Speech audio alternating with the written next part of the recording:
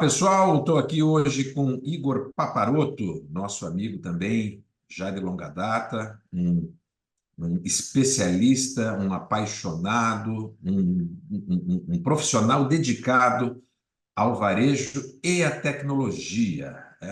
Paulistano, paulista, e em Portugal já há muitos anos se dedicando a esse ambiente das startups, inovações, tecnologias, percorre o mundo atrás dos principais eventos e esteve, como é um grande pesquisador, aventureiro e interessado, ele esteve na primeira edição da NRF na Ásia, que foi agora 11 a 13 de junho, em Singapura. Então, foi a versão asiática em Singapura, que é uma cidade-estado. Também eu quero que você me fale rapidamente, Igor, sobre Singapura, porque, até onde eu sei, é um ambiente fantástico e a gente, aqui do Ocidente, não tem a menor ideia da capacidade e do nível de sofisticação que o varejo deles lá na Ásia estão.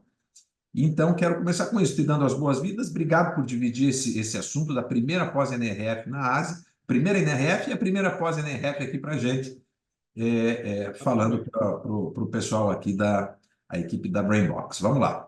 Obrigado a vocês aí, obrigado para o Grupo OM por essa oportunidade de bater papo sobre varejo, é sempre bom. Falando rápido, né? Eu tive na China em abril, depois da pandemia, voltei. E agora em Singapura. Então, resumidamente, cara, o primeiro takeaway eu acho que é o seguinte: o varejista que quer ver inovação de fato, tá? Ele pode até continuar indo para a NRF em Nova York, que é uma super feira, talvez o evento mais completo de tecnologia para o varejo, talvez não, com certeza. Só que inovação quando você fala em varejo, inovação quando você fala em consumidor, inovação quando você fala de conveniência, inovação quando você fala de tecnologia em chão de loja, não é nem na Europa e não é nem nas Américas. Isso já está acontecendo na Ásia e não é de hoje. Como eu tive em China e Singapura foi a primeira vez, eu pude constatar. E na Vivatech do ano passado, que é aquele evento em Paris que a gente já conversou, o pavilhão do país, né, o pavilhão convidado, foi a Coreia do Sul. E tinha um pavilhão gigantesco com mais de 50 startups. A gente sabe muito bem que a Coreia do Sul também é um polo de inovação estupidamente grande. Então, quando você junta tudo isso, fora o Japão, que a gente sabe que já é velho de guerra em inovação, a Ásia é o lugar para, não só o varejista, mas o nosso papo aqui é com o varejista, é o lugar para estar se você quiser perceber o que tem de inovação em relação a esse mercado, tá? Em toda a cadeia de valor. E a NRF, que já é a querida do brasileiro, do varejista brasileiro, tem 113 anos, se eu não me engano, escolheu. Por que ela não escolheu a Europa para ser a primeira NRF fora dos Estados Unidos, né, das Américas? Porque a Ásia é efetivamente esse local onde a inovação, a fome do varejo é muito maior do que qualquer lugar do mundo hoje. Tanto é que, apesar de ser uma feira muito menor do que as NRFs que a gente conhece, o que era esperado, a gente conversou com o pessoal da NRF lá, eles vão dobrar a feira para o ano que vem, vão trazer mais coisas da China, mais coisas da Coreia do Sul, mais coisas de Singapura também. Então, daqui a pouco, vai ser uma feira que vai fazer um contraponto fantástico com a NRF de Nova York. Porque você vai ter exatamente os dois opostos no mundo, com approaches diferentes, com níveis de tecnologia e de inovação diferentes. Vai ser quase com ping-pong, vai valer muito a pena ir um ano para Nova York e, de repente, um ano para a NRF da Ásia. Por quê? São NRFs, mas são completamente distintas, né? O único fio que os une é o varejo. Agora, é um bocadinho longe, para o brasileiro é complicado, são 11 horas de fuso horário, mas o evento em si, eu acho que vai valer muito a pena. Esse ano ele foi pequeno, mas as visitas técnicas no varejo de Singapura são muito legais, muito interessantes e trazem muitas novidades. E olha que coisa engraçada. A gente que gosta, né? A gente já tem um pouco mais de quilômetros rodados. A gente que gosta de loja física, cresceu no ambiente de loja física. Apesar de Ásia ser tecnologia, a Ásia tem um cuidado com as lojas físicas. Você vai na China, você vai no Japão, você vai na Coreia do Sul, agora em Singapura, que é um negócio maluco para qualquer varejista olhar. Então, não é só sobre tecnologia, é sobre varejo físico também. Então, vale absurdamente a pena, eu recomendo, apesar aí da distância e do fuso horário. Esse teu ponto é muito interessante, porque de fato a gente percebe, a Europa ela se aproxima em muitos pontos, né, porque é considerado Ocidente, né? Então Sim, as principais potências europeias são ocidentais, então a gente entende que ela tem uma conexão e uma sinergia muito mais forte com as Américas, né? Vamos dizer assim, com os Estados Unidos, né? Um pilar. perfeito. E agora o ambiente asiático ele é muitas vezes ele é até romantizado e é desconhecido porque a gente ouve muitas coisas, mas como você falou, pela distância, obviamente, custos é uma realidade longe da realidade do ocidental, né? Então, Verdade. essa sua sugestão de fazer um ano sim, um ano lá e um ano aqui, pode ser muito interessante ali para os empresários que já se mostram, né, aqueles empresários que vão todos os anos para Nova York, começam a ficar cansados, né? Que a gente estava falando outras vezes, que você bem pontuou, eventos que acontecem em Paris, como o Vivatech, tem um evento muito interessante que eu estava falando ontem com a Fátima Merlin, de marcas próprias, que aconteceu em Amsterdã. Então, tem alguns eventos fora do eixo padrão, que são menos conhecidos, mas que são fundamentais para a gente ter uma Muitíssimos. visão mais crítica, né, Igor? Não tenha dúvida disso. E adivinha o que a gente encontrou bastante nos corredores da NRF lá em Singapura? Brasileiro falando, porque a gente, meu amigo, viaja mais do que notícia ruim. Então, apesar de ser longe, a gente teve o prazer e reencontrei pessoas que eu não via há um ano e acabei encontrando em Singapura. Então, o brasileiro, eu acho que é uma das grandes vantagens do brasileiro e do varejista brasileiro, ele viaja bastante. E acho que só não viaja mais, obviamente, pelo tempo, por conta do desconhecimento de determinados eventos. A gente quer em evento grande. Só que tem eventos aqui na Europa de 10 mil pessoas, 12 mil pessoas, 15 mil pessoas, que para nós é pequeno, que são espetaculares. São eventos de nicho, de alto nível, para diretores, C-levels, e eu recomendo bastante. Ainda estou aprendendo um bocadinho nisso, mas vale muito a pena. E esse de Singapura, eu espero estar lá o ano que vem, pretendo, porque vale muito a pena. Não só como profissional, mas cultura, né? A parte pessoal, a gente aprende bastante. A gente aprende muito com as diferenças, né? E lá realmente a Ásia é muito diferente do que a gente está acostumado. Quais são o que você estava me contando anteriormente, que você poderia resumir o evento de Singapura em 4 pontos? Vamos destrinchar um pouquinho, falar quais são esses 4 pontos e por que você está destacando esses 4 pontos, Igor? Já que a Vamos gente lá. tem um monte de coisa para ser falado e você conseguiu resumir em 4, que é uma maravilha até para É, os nossos amigos empresários aqui, porque fica mais fácil para a gente tangibilizar. mas você sabe que foi engraçado? Para nós foi uma surpresa também, porque nós somos com um grupo de varejistas da América Latina, tá? Tinha mas supermercados e tinham duas farmácias. Todos eles muito grandes, todos eles eram os maiores varejistas dos países. Então, Peru, tínhamos Guatemala, tínhamos Equador, Argentina, México e Brasil.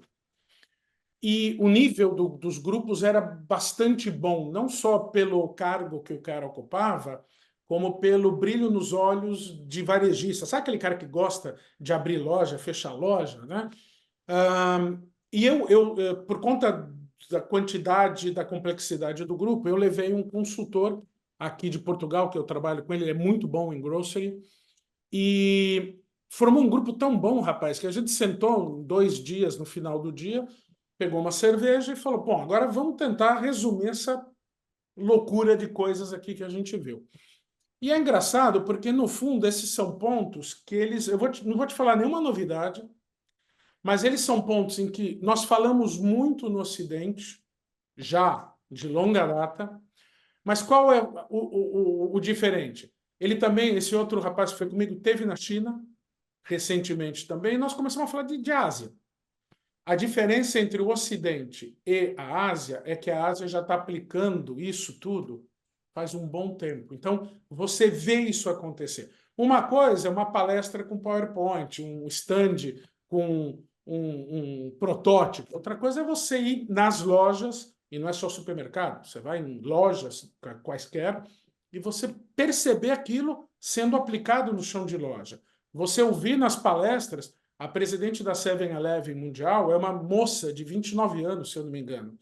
Cara, você tem que ver o que ela estava falando. Para mim, aquilo era um negócio completamente maluco. O que a 7-Eleven está fazendo no mundo, no back-office, a gente não sabe. Então, você começa a ouvir aquilo e fala, cara, é aquela história que a gente sempre fala, o varejo, ele é simples, mas ele não é fácil, né? Então, cara, o que é o varejo? E a gente começou a perceber que para um varejista hoje, de nível, um bom nível, né? Um cara que quer competir, um cara que está lutando de igual para igual nos seus mercados e até fora dos seus mercados, ele precisa ter algo que, se ele não tem, ele precisa construir já, que é o primeiro pilar que a gente chama, que são as plataformas de agregação de informação, ou os aggregator platforms. O que são essas coisas? Todo varejista hoje, quando ele já é médio, ele tem zilhões de sistemas com linguagens diferentes, coisas legadas, coisas numa plataforma A, coisa rodando na plataforma C, integrado com interface, com API, é uma colcha de retalho, um front-end. E, via de regra, ele trabalha com dado transacional. Então, você começa a ter plataformas, e caiu essa ficha quando a gente estava com um grupo grande aí do Brasil, varejista, e a gente estava com o CMO, estava com o CEO, o CFO, tudo que era assim. Eles olharam para umas plataformas que a gente selecionou, eles disseram, poxa, essa plataforma aqui ela faz A, B, C, D. Hoje, na nossa organização, nós temos 4 plataformas para fazer isso. E ela ainda, além de fazer tudo isso, ela já traz isso para mim condensado, agregado, ela tem links via APIs, via de regra, com 1 milhão de plataformas que a gente já usa.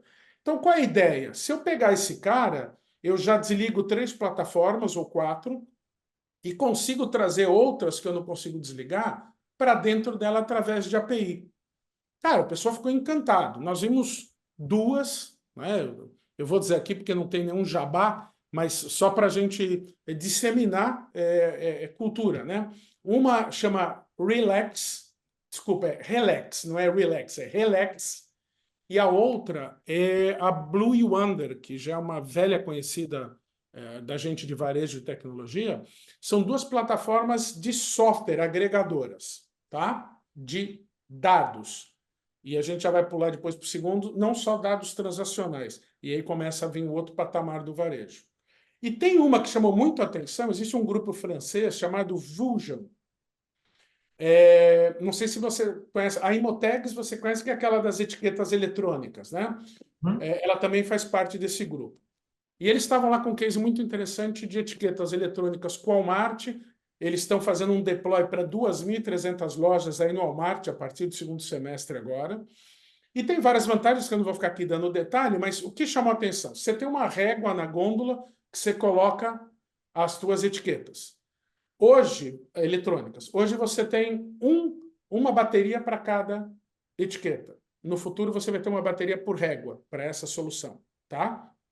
Então, você já está em ESG, você já está economizando CO2, você está economizando trabalho de trocar as baterias, investimento, etc. e tal. Mas o mais legal, eles abriram o protocolo dessa régua e você pode desenvolver um hardware com um fornecedor da China, de Israel, do Brasil, onde você quiser. E eles mostraram algumas ideias. Olha que sacada legal. Um varejista desenvolveu como se fosse uma etiquetazinha eletrônica, mas é um botão vermelho. Se o cliente aperta aquele botão, de repente, sei lá, qualquer dispositivo do pessoal da loja, ele diz, olha, na gôndola tal, que é a gôndola de sorvete, tem alguém chamando, alguém quer alguma informação, alguém quer alguma coisa. E o que você pode fazer? Você desenvolve isso, eles abrem o protocolo de hardware e software, integra com esse hardware da Vusion, e você pode criar quantos dispositivos você quiser. Eles têm, inclusive, nós visitamos numa gôndola que eles fizeram para a Coca-Cola, que é uma câmerazinha que abre e fecha. E ela conta, ela abre quando detecta alguém na gôndola e ela não grava nada, ela não filma nada, ela fica só contando o tempo que você ficou lá e se você fez alguma interação com a gôndola. É uma outra possibilidade de hardware. Então, além das plataformas de software agregadoras, você tem essa da Vusion, que é uma plataforma agregadora de hardware. Então, isso começou a ficar muito claro para a gente, e isso é uma coisa que a gente fala faz tanto tempo, né? O ERP devia ser isso.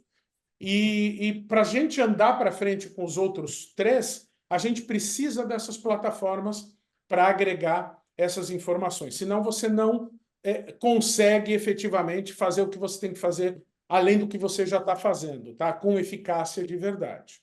Uhum. Então, esse é o primeiro, plataformas que agregam, tá? Informações. O outro é o que a gente chama, e se você precisa dessas plataformas, é o New Data, um novo dado. Por quê? Você sabe muito bem, Zé, o varejista hoje, qualquer lugar do mundo, com pouquíssimas exceções, ele faz o quê? Ele tem dados transacionais. São coisas do passado, venda, quanto cada pessoa vendeu. Isso é o ouro hoje, né? O new oil do varejista no mundo inteiro. Só que isso, vamos combinar, já está ultrapassado. Isso não é suficiente hoje para você atender melhor, você fazer uma disrupção e você estudar e você encantar o teu cliente. Não era há 10 anos atrás e com certeza não é agora. E aí nós pegamos uma outra coisa interessante, que bom, eu preciso de dado novo. De onde vem o dado novo? Ou ele vem do meu digital, do meu e-commerce, do meu Instagram, whatever, mas a gente sabe que o dado rico não está aí. O dado rico está onde? Na famigerada loja física, né? Que ia acabar depois, antes da pandemia, lembra? O pessoal falou que ia acabar a loja física. Nunca se abriu tanta loja física no mundo, no varejo, depois da pandemia. Então, o grande barato é como é que eu capturo dados que não sejam transacionais na loja física. Então, eu tenho plataformas que agregam, eu tenho necessidade desse nova informação que não é transacional, e eu preciso, para capturar isso, o terceiro ponto que a gente está chamando de chão de loja, a gente chama de 4.0 para dar mais ênfase, pode chamar de 2.0, tá? Mas é um novo chão de loja. É um chão de loja que captura informações em real time para depois você jogar nessas plataformas agregadoras e fazer um blend entre o transacional e esse tipo de coisa. E aí nós tivemos um monte de coisas interessantes. Óbvio, você vai ver aquelas câmeras, né? Aquelas soluções de câmeras cada vez mais sofisticadas, fazendo um monte de coisas, etc. e tal. A gente viu isso lá. O que está acontecendo, e é um movimento que eu acho que você está vendo aí nos Estados Unidos, eu não sei, em Austin tinha loja da Amazon Go? Ou Amazon... Eu estou aqui em Houston. Está em Houston. Tem aí ou não tinha? Não tem loja da Amazon Go aqui. Tá. E tinham poucas, né, nos Estados Unidos. Na verdade, foi um experimento que a Amazon fez, todo mundo ficou encantado, todo mundo disse que aquele era o futuro do varejo, todas as lojas não iam ter caixa. Eu acho um barato esse pessoal que vende PowerPoint e livro, né? E o que aconteceu? A Amazon que lançou isso está fazendo o quê? Está dando um passo atrás, ela aprendeu que não é deste jeito, ela está tirando as câmeras, e as lojas da Amazon Go ou Just Walk, elas estão sendo desligadas. E ela está testando o quê? Os carrinhos inteligentes. Carrinho inteligente aí nos Estados Unidos já está sendo usado com muito mais frequência. E a gente viu uma série de carrinhos muito interessantes nessa feira, destaque para 2 fabricantes. Por quê? Porque o carrinho consegue capturar em tempo real tudo que a câmera se propunha a capturar. Aquele hot map, né? O mapa de calor da loja, porque o carrinho sabe onde você está indo. Ele pode fazer até mais coisas, ele te dá informação sobre o produto, ele te sugere produtos complementares, ele vê se você colocou no carrinho e tirou, né? Então, ele consegue te dar um monte de informações. Ele captura informações muito relevantes a um custo muito inferior em um setup muito rápido. Você pode ter o teu carrinho hoje e você pluga lá uma solução e já sai utilizando. Fora que você já pode pagar nesse próprio carrinho e depois simplesmente sair, que é a loja com self-checkout ou no checkout. Houve até uma polêmica recente, né, Igor, quando foi revelado de que esse sistema da Amazon, ele basicamente as câmeras elas transmitiam para uma central na Índia e era feito visualmente né, com humanos analisando as transações para que, ou seja, né, até se criou aquela polêmica daquele velho ditado do Silicon Valley que Take it until you make it. fake it until you make, ou seja, né, finja ou minta até que você consiga fazer a coisa dar certo. Então virou uma grande polêmica de ética, muitos defenderam, dizendo que é assim mesmo, tem que tentar, não tem problema, tem que tentar. Agora, você não pode dizer que é uma coisa e está sendo outra, né? Então, desde o início, tem que dizer, tem gente analisando. Até E porque a gente ia entender, como foi há muitos anos atrás, o computer vision não tinha uma tecnologia suficiente para ter uma curacidade muito grande. Devia ter 50%, 60%, se tanto. Hoje em dia não. Hoje em dia você não precisa dos indianos para fazer esse tipo de cheque. Hoje você tem uma curacidade muito boa e funciona. Mas a gente deve o mérito dessa brincadeira toda a essa ousadia da Amazon. Só que ela tirou o time de campo e falou, cara, acho que não é essa a solução. Ponto. E está indo para o carrinho. O carrinho é mais inteligente, o setup é mais rápido, e essa é uma outra coisa. Os varejistas eles estão muito preocupados com setup rápido, barato e efetivo, mesmo que ele me dê um arroz e feijão bem feito. Tá? E aí o que acontece? Só que isso é uma coisa que, vê, não tem nenhuma novidade. Uma coisa que vale muito a pena a gente falar, tem uma startup que ela está sediada nos Estados Unidos, eu não sei exatamente qual é a, a, a ascendência do pessoal, eles não são americanos, mas ela está sediada em Nova York. Ela se chama Wayve. É um negócio muito interessante e até todo mundo ficou meio assim, e eu voltei a conversar com eles, porque olha que coisa legal. Existem vários estudos, você pode pegar isso na internet, tem de monte, tem um estudo do Walmart muito interessante. Quando a satisfação do cliente com a tua marca, com a tua loja, com o teu mix de produto, com o teu preço, ela cai, as tuas vendas acompanham, tá? O Walmart tem um estudo de 2009 a 2019, 10 anos. E o gráfico não mente, tá? Óbvio que venda cair não é só a satisfação do cliente, tem aspectos econômicos, etc. e tal. Mas essa correlação é muito interessante e a gente sabe disso como consumidor. Você vai num lugar, não tem o que você quer. Se tem, não tem o tamanho que você quer, ou não tem a cor, ou sei lá, não tem o preço tá maior do que o concorrente, a loja está suja, está barulhenta. Você vai uma, duas vezes, depois você não vai mais. E esses caras fizeram o seguinte: bom, qual é o problema? Para você usar câmera, que é hoje a solução, tem um monte, né, de soluções para capturar e tentar perceber o que está acontecendo. Você esbarra em LGPD, você é intrusivo, é invasivo, né? E você precisa, às vezes, para uma gôndola só, de duas, três, às vezes quatro câmeras para você conseguir pegar todos os custo é pontos. muito alto, né? O custo todo de implantação, de manutenção, é hardware, né? É hardware, ele fica obsoleto, ele demora para fazer. Quando você terminou de fazer o rollout nas tuas, imagina o Walmart, né? Sei lá, 200 mil lojas, você já tem que trocar tudo de novo, dá manutenção, é um saco. Bom, aí o que esses caras fizeram, essa Wave? Eles têm um sonar, é um aparelhinho pequenininho, tá? É um radarzinho, que ele emite ondas como o radar mesmo, né? De avião, aviação, essas coisas.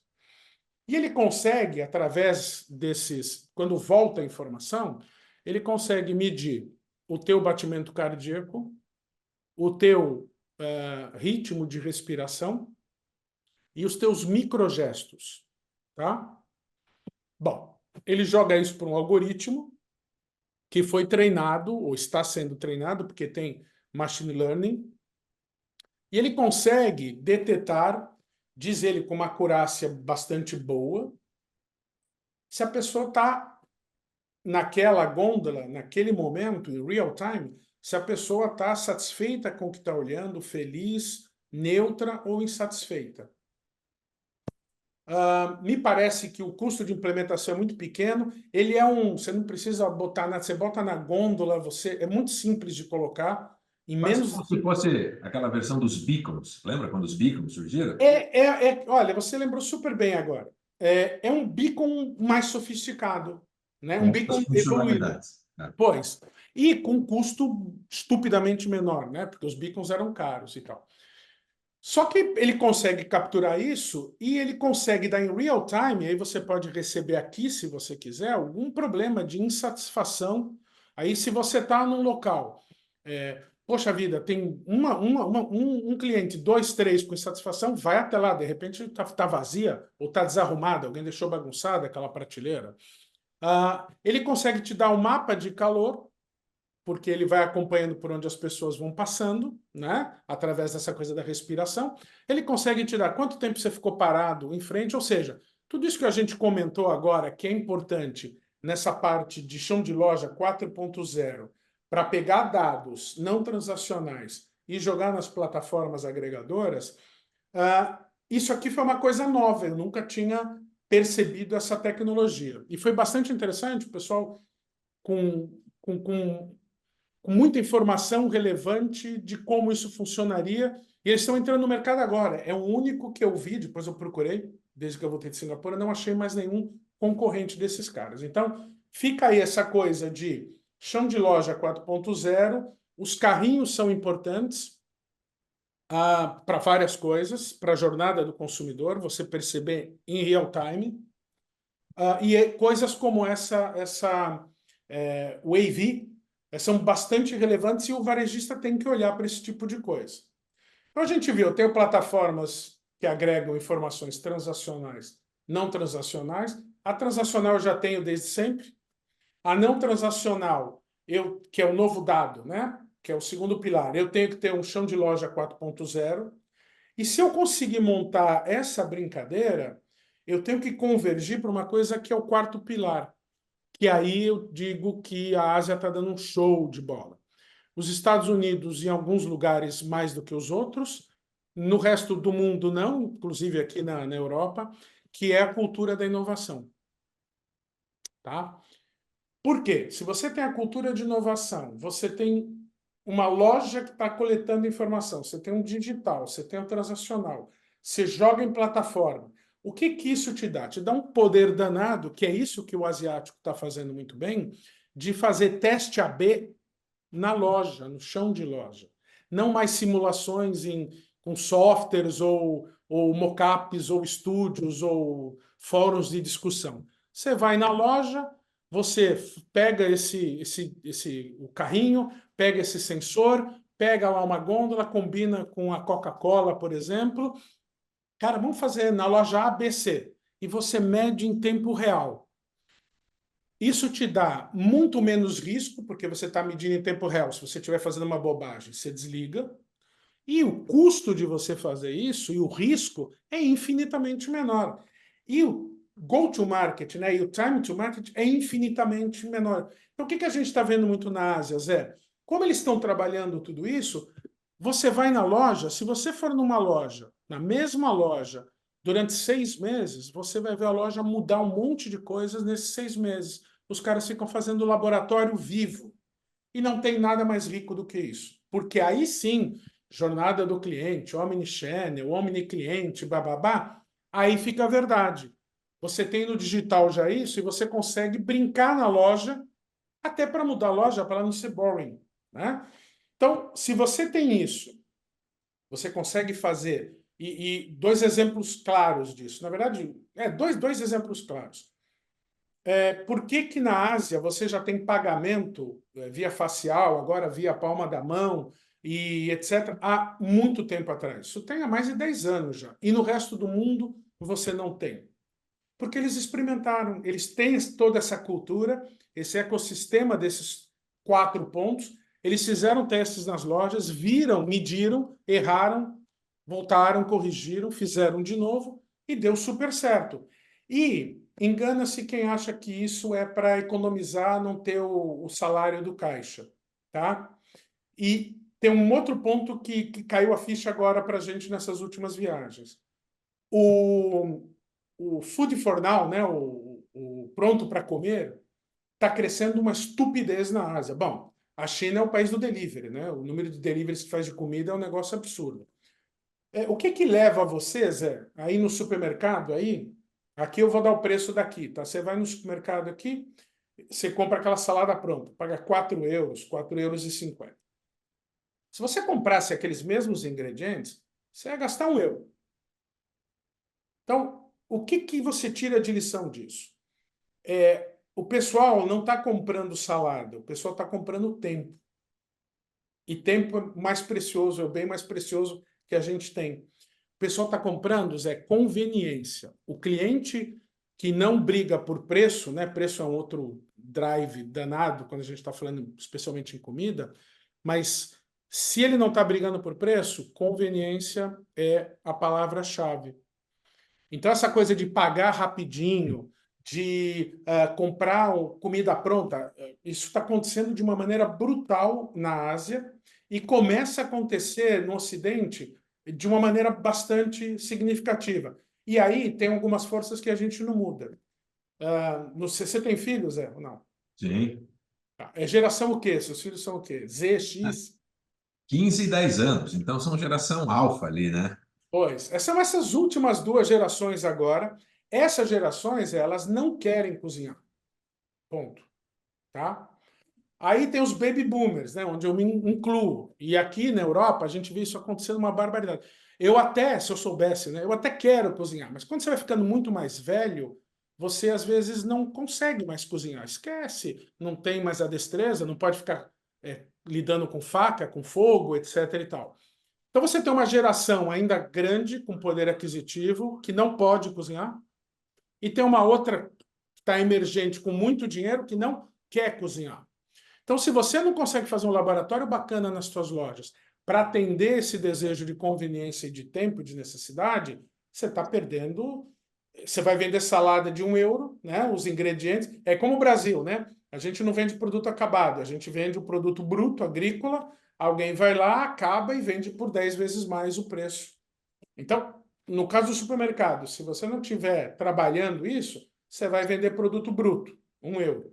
Se você souber trabalhar, você vai vender produtos a 4,50, 5. O Não famoso sei se valor é isso. agregado, né? Você aumenta a tua margem, até porque quando você agrega, você fala conveniência, a percepção de valor muda na nossa cabeça. Então, o Totalmente. quanto que eu pago por uma conveniência é diferente de você quanto que você paga pelo quilo da batata. Ah, eu não pago mais do que R$ 1.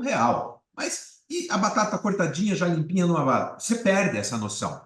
Porque, então, a tua margem, né? A rentabilidade em cima desse serviço agregado, ela é muito maior e você não percebe aquilo que você está pagando. Nossa, estou pagando caro por isso. Aqui é muito comum nos mercados que. E o Texas, eu me surpreendi que a gente só tem uma imagem. Igual a gente assim, tem aquela imagem Do preconceituosa cowboy. da Ásia, como tem uma imagem preconceituosa de alguns lugares, né? É Como o Texas. verdade. Ah, só vai ter cowboy Cowboy e dando petróleo. tiro. É, é, é. Né? E quando a gente olha aqui, tem um nível sofisticado. Sofisticado, quando eu falo sofisticado, não quer dizer, vamos dizer assim, que é de alta elite, Fancy, né? ou que é uma Pois. coisa. Não, sofisticado que eu digo sim, que é bem planejado, é bem amarrado. Então, essa parte de conveniência nos mercados aqui, na maioria deles, é fantástica. Então, você já vê, eles já coisas que eu nunca tinha visto. Então, você vem ali, não é aquela comida, e também que bate muito com o que tem cada vez mais hoje em dia, que é essa questão da saudabilidade, da procedência, ingredientes mais naturais, ingredientes frescos. As pessoas estão evitando, mesmo o americano está evitando aquela coisa, boa parte, né? Tem sempre, o pêndulo tem para os dois lados. O cara Claro, que claro. comeu fast food e aquele cara que só quer comer comida orgânica, enfim. Então, a gente percebe as refeições montadas já com uma gestão de categoria, por ilhas. Então, aqui, refeições italianas, refeições mexicanas. Aqui tem, a influência mexicana é muito forte, né? Super. Mediterrâneas, refeições. Então, a gente, assim, comida boa, boa. Aspargo com salmão, com uma batatinha, com alguma coisa, por US$ 5 a US$ 8, numa bandejinha metálica. Você chega em casa, liga o forno, 15 minutos no forno, você tem uma refeição decente, barata. Então, você pode comer todo dia, se você quiser isso, que seria muito, muito mais barato do que você ir comer num restaurante.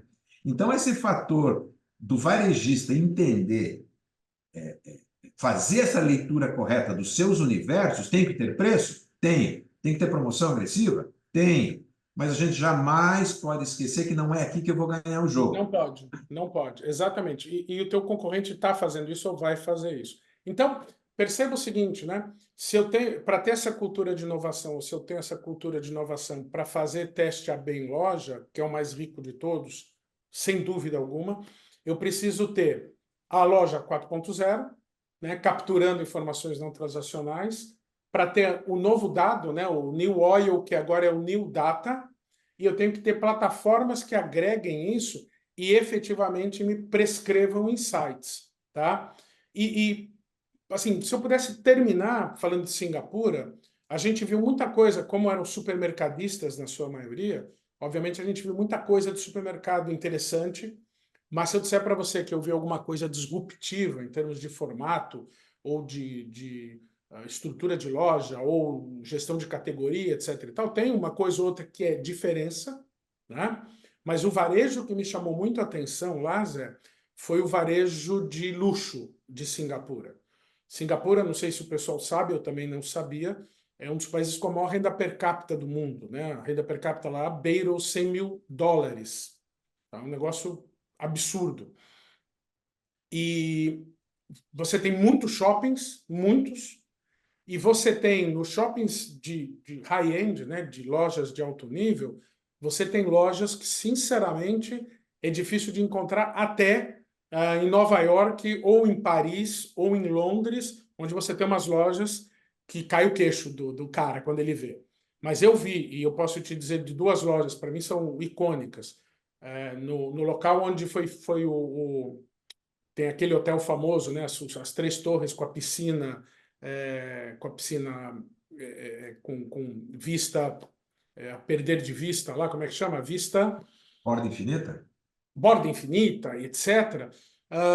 É um centro gigantesco de convenções, onde foi a NRF, e tem um shopping, que é um shopping mega high-end. E tem duas lojas lá que, assim, vale a pena ir para Singapura só para olhar essas duas lojas. As duas lojas são flutuantes, tá? Elas ficam na Bahia, na Bay Sands. Uma é da Louis Vuitton, que é um negócio assim que eu nunca vi na minha vida, acho que nem Paris tem um negócio daquele. E a outra é da Apple, que é uma esfera, tá? Dentro da Bahia. São duas lojas assim, meu amigo, que... E outras lojas de marcas que a gente conhece, icônicas, mas eu nunca vi o fixture das lojas e o cuidado com as lojas como eu vi nessa parte de luxo em Singapura. Então, esse tipo de varejo lá realmente dá uma aula. Que fantástico. Então, vamos resgatar aqui para fazer aquele famoso wrap. Vamos passar aqui os 4 pontos. Então, a gente viu que dá para destacar. Primeiro ponto, plataformas que conseguem agregar maior número de funcionalidades e ter a maior abertura de APIs possível, para que a gente ganhe aqui em performance, em agilidade, e na facilidade da concentração da leitura. Do segundo ponto que você destacou, que é os dados, ou seja, cada vez mais captando dados, eu preciso ter plataformas mais inteligentes que agreguem melhor esses dados para a gente poder ir para o outro ponto lá e transformar um chão de loja física, como já tem, todo mundo falava que o digital a gente consegue medir o ROI. Eu consigo saber o que acontece no digital, que a gente tem as mesas de performance hoje no digital, que em tempo real você muda para melhorar a performance. Muito bem. Agora a gente começa a ter as soluções tecnológicas para que o chão de loja vire uma plataforma digital, onde em tempo real a mesa de performance também. Então, olha, já tem um outro negócio surgindo, certamente, que vão ser suportes para esses varejistas, se eles não tiverem internamente, para fazer a leitura em tempo real e a devolutiva de o que fazer. E mais importante do que captar o dado, né, Igor? É saber o que fazer e como eu colocar isso numa ação prática para reverter em melhoria. E o último ponto, ter nas empresas uma cultura, famosa cultura da inovação, que é vamos criar pequenas hipóteses e testar rápido. Testa pequenas hipóteses. Não existem mais grandes teorias, existem pequenas hipóteses que a gente precisa com agilidade. E isso envolve estrutura, né, Igor? Ou seja, não adianta pegar a mesma equipe de marketing, a mesma equipe de P&D, a mesma equipe de gestão e querer enfiar isso goela abaixo. Ou seja, tem que ser uma coisa top-down, né? Ou seja, tem que vir da alta diretoria esse desejo de inovação, não pode ser uma coisa bottom-up, né? Não dá para o funcionário querer dizer para o chefe que tem que inovar, e tem que ter investimento em estrutura humana também, ou seja, tem que colocar pessoas que tenham esse direcionamento e essa vocação e competências, né? Soft e hard skills, para gerar essa inovação. Porque você não vai pegar lá o mesmo, vou falar no meu nome aqui, porque é meu, então eu tenho como dirá, lugar de fala. Vai pegar um Zé Ruela, né? Vai pegar um Zé Ruela qualquer e vai falar assim, ó, cara, agora você vai implementar cultura e inovação aqui dentro. Não é isso que vai resolver, obviamente. Então, 4 pontos fantásticos, como você disse. Front-end tem que ser simples, mas o back-office tem que ser complexo e robusto o suficiente para entregar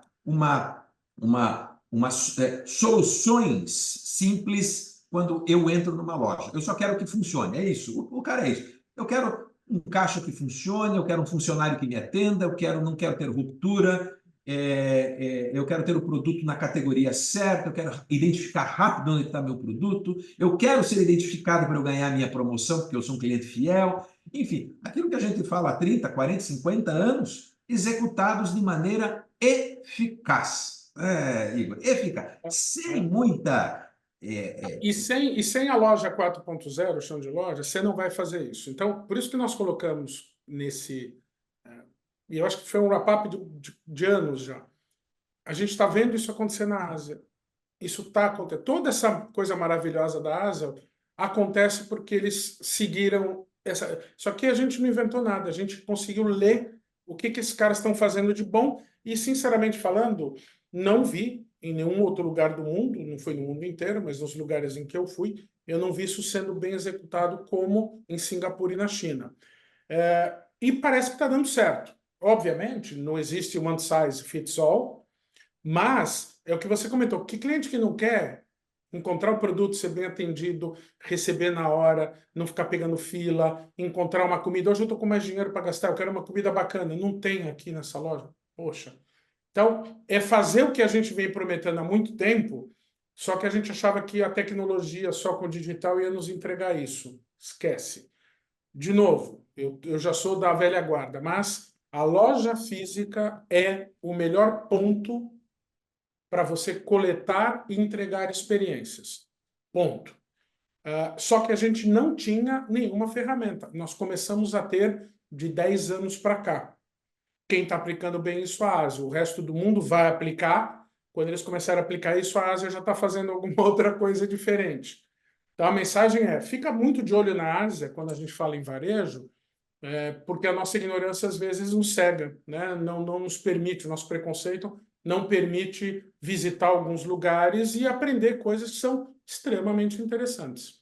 Perfeito. Aquela imagem que a gente tem estigmatizada de que o que vem da Ásia é uma cópia, na realidade a gente tem que começar a copiá-los no que eles estão fazendo, porque eles estão fazendo bem. Isso Né? deve ter sido verdade em algum momento, já não é mais. Já não é mais. Vide aí carros, computadores, telefones e outras coisas mais.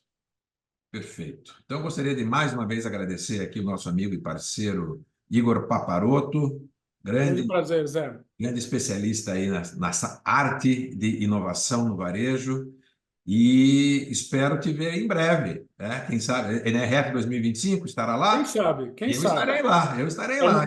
Estamos olhando. E na Ásia, olha, eu te digo, eu quero me comprometer hoje com você a estar contigo ano que vem em Singapura. Seria Começa a uma pensar nisso porque você vai ficar maluco lá, tenho certeza. maravilha. Estaremos lá fazendo transmissão ao vivo.